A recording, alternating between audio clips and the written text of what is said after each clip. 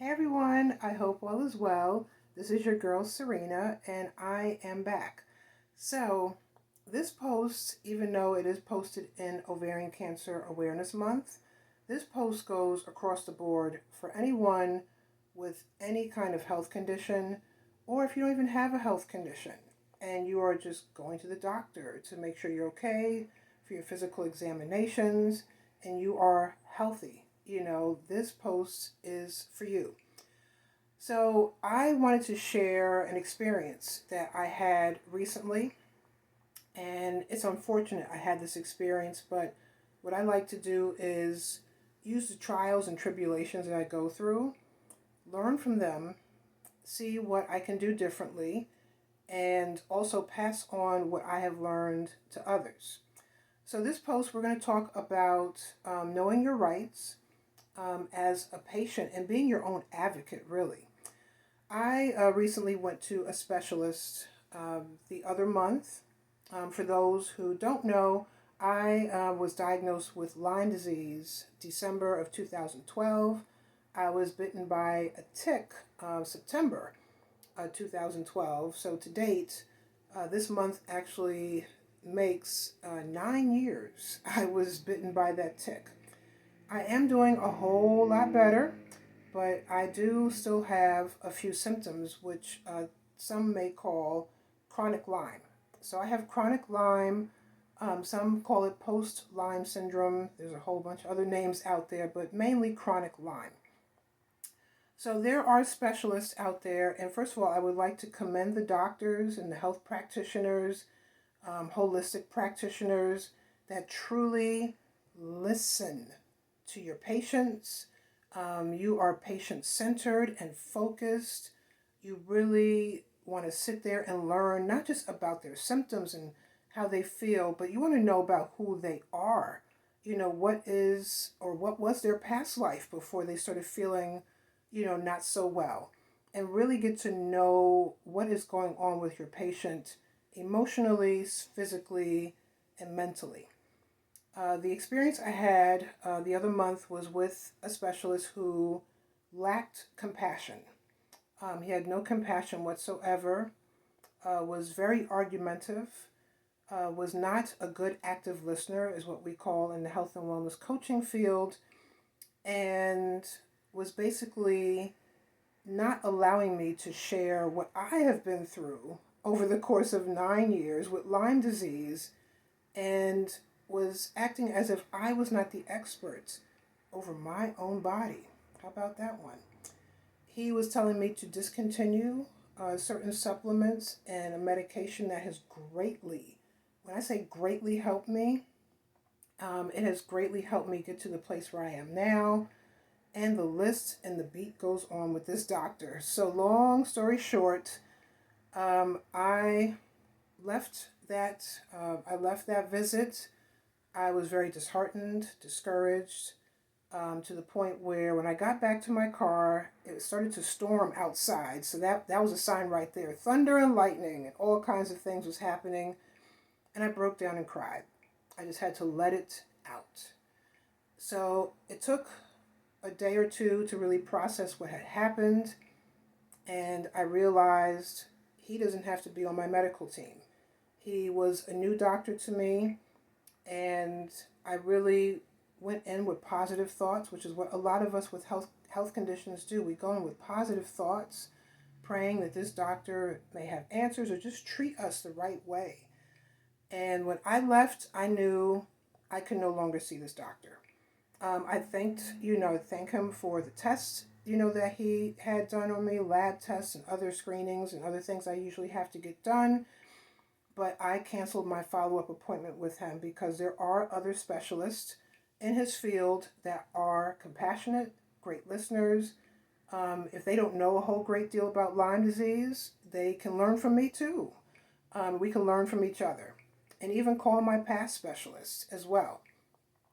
So I'm saying all that to say that if you feel very uncomfortable in your situation with a medical practitioner, health practitioner, any kind of health practitioner, you have the right to say, you know what, this relationship is not going to work. this person is not listening to me, and I have to move on because I know there are other specialists or doctors out there that will. It is going to take work to find the next specialist or doctor, especially if it's a specialist. And especially if you have a certain kind of insurance that not everyone accepts, which is my case. But you have the right as your own advocate. You are your own advocate. When you're in that room, unless you have a caregiver, even your caregiver is now your advocate as well to say, this doctor is not going to work out for me. We have to go somewhere else. If you believe the doctor is giving you a misdiagnosis, which happens a lot in Lyme disease, it also happens a lot with ovarian cancer. My mother was poorly misdiagnosed the first time she went to the emergency room. They said, oh, you're just constipated, you're bloated, here's Imodium AD, and sent her back home, despite all the other symptoms she had. No one decided to do a CAT scan, an ultrasound, or anything on her abdominal area, to look at her reproductive system to see what is going on. It was the second time she went to the emergency room is when she demanded to talk to the head of the ER, told him her experience. He ordered all the tests. He found the doctor that actually misdiagnosed her, had a conversation with him, and that's the last time you saw him. So there are doctors that will listen to you and get down to what is happening with you. But I just wanted to stop by to tell you that you have the right to say something is not right with this whole relationship, this doctor. They're not listening to me. And even midway through the appointment, if it is just not going right, you can say, we have to stop this appointment. I have to see someone else. Thank you for your time. And go on about your business. It is not easy.